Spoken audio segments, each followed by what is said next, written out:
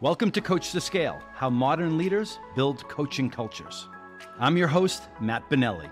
Join me as we build a community of like-minded professionals who share the belief that effective coaching improves the performance of every team member. Our mission is to help leaders become better coaches. The Coach2Scale podcast is sponsored by Coachum, the world's first AI coaching execution platform that leverages evidence-based coaching to increase quota attainment.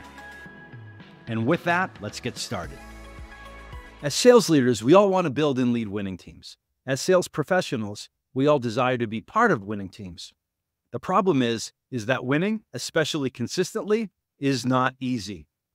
My favorite NBA team comes to mind. Yes, you guessed it, the Boston Celtics. You can see I'm wearing my lucky Celtics green today in celebration of their advancement to the NBA Finals after sweeping the Indiana Pacers.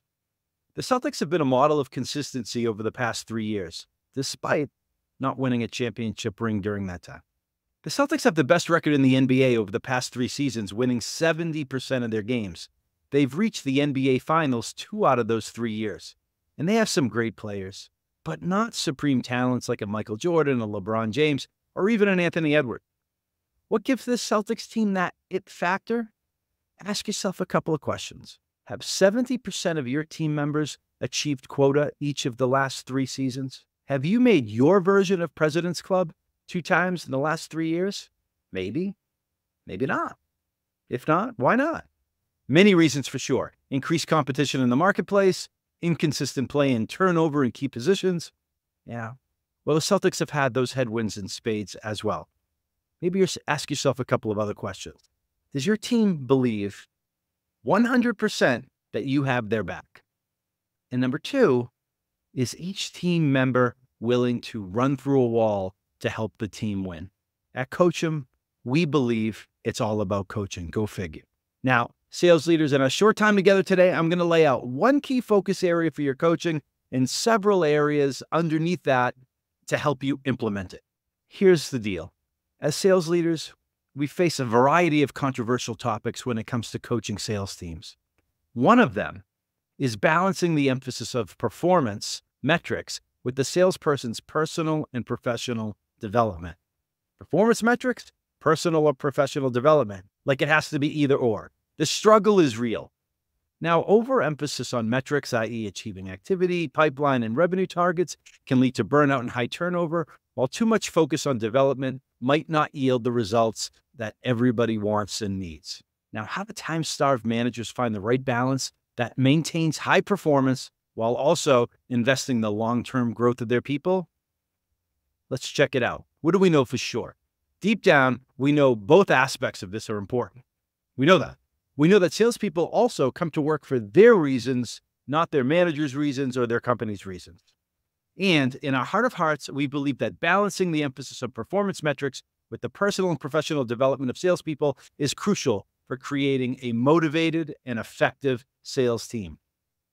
Here are 3 ways managers can achieve this balance. Number 1, integrate development goals into key interaction points. What does this mean? Well, incorporate personal and professional development goals alongside performance metrics during one-on-ones, QBRs, and performance reviews. This ensures the salespeople are evaluated not just in their sales numbers, but also on their progress in skill development, career growth, and other personal objectives that are important to them. Set clear, measurable development goals that align with both individual aspirations and the company's needs. Provide regular feedback and resources to help salespeople achieve these goals. Number 2, provide ongoing training and mentorship.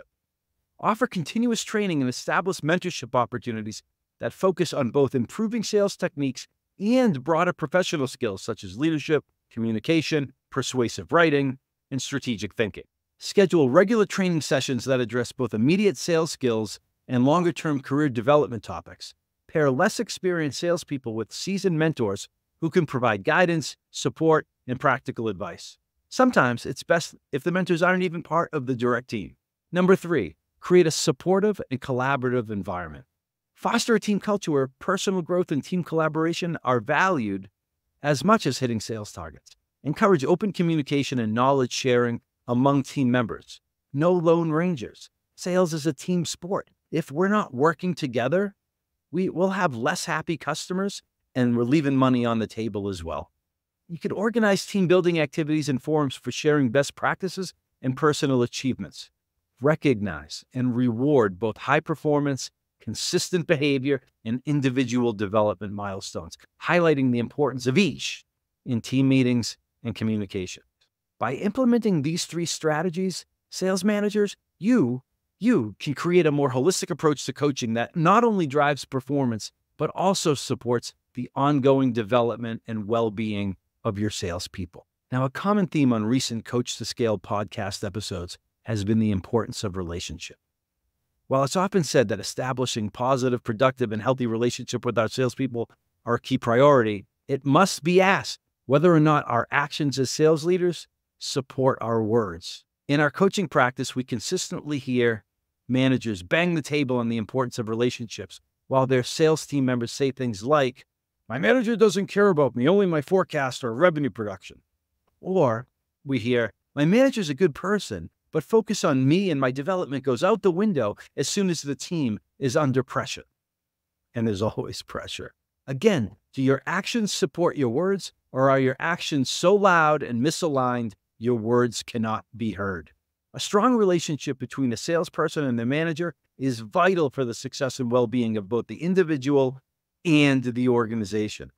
Here are 3 key reasons. Number 1, enhanced performance and motivation. Doesn't want that. A positive relationship fosters a supportive environment where people feel valued and motivated. And when managers provide constructive feedback, recognize achievements, and show genuine interest in their team members' success, it boosts morale and drives higher performance. Think of it this way. When your people feel supported and appreciated by you, they'll run through walls to meet targets and contribute to the success of the team. They're not going to want to let you or the team down. Number 2, transparent communication and problem solving. Open and honest communication between salespeople and managers enables the timely identification and resolution of issues. Get in front of problems early. A strong relationship encourages salespeople to voice concerns, share insights, and seek guidance without fear of negative repercussions. We're in the tree of trust. This leads to quicker problem solving, better alignment with org goals, and the ability to adapt strategies based on frontline feedback, right? You're here, you have your ear to the ground, which ultimately enhances overall sales effectiveness while bridging the trust gap. And then number 3, career development and retention, helping the team succeed. People don't care what you know until they know that you care about them. Let me repeat that. Your people don't care what you know or how good you are until they know that you care about them. Managers who invest in their salespeople's professional growth help foster loyalty and reduce turnover. And when salespeople feel that their managers are committed to their development, they're more likely to stay with the company and pursue long-term career paths within that organization. Double thumbs up to that. This reduces recruitment and training costs. It maintains continuity and stability within the sales team, and it builds a more experienced and capable workforce, contributing to sustained organizational growth. Back to those 2 initial questions. Does your team believe you 100% have their back? And is each team member willing to run through a wall to help the team succeed? If you can confidently say yes to those 2 questions, your team likely possesses that it factor already. If not, that's okay. The good news, it can be developed. By implementing the strategies I've just shared with you, there will be a much higher probability of being able to answer yes to both questions. You may not win every deal or beat every quarter, but I'm confident your team's success will be hard-fought and more consistent. I'd love to hear from you. Question is, how do you demonstrate to your team that you have their back? They know that. Engage here on LinkedIn and share in the comments below. Thank you. That's all for now. And until next time, coach them if you want to keep them. Go Celtics. We hope you've enjoyed this episode of Coach2Scale, How Modern Leaders Build Coaching Cultures. For show notes and other episodes, visit us at coachem.io. That's COACHEM.io. And follow us on Twitter at CoachemNow. See you all next week, Thanks for joining. And remember, coach them if you want to keep them.